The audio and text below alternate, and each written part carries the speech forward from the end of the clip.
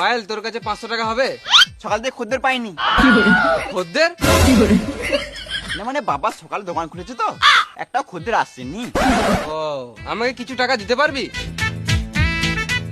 আমার কাছে ওই 200 টাকা মতন আছে। এখনই দেখলাম 500 টাকা আছে, তুই বলছিস 200 টাকা আছে। এ ঢামই চিদা, তোকে সব দিয়ে দেবো, আমার কাছে রাখবো কি?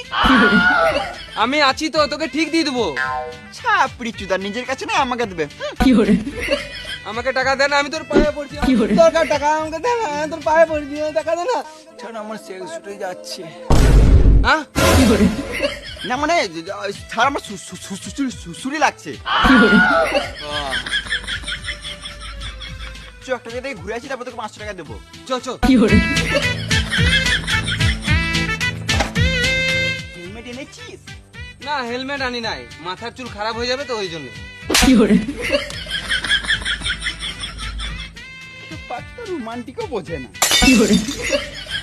এলি তোর 500 টাকা। কেন, কি হলো? চ ঘুরে আসি। না যাবো না, পরের বার হেলমেট নিয়ে আসবি তবে যাবো। আমার নাম পায়েল, 12 জনকে দিয়ে বেড়াই, তাও তোর সাথেই লয়েল।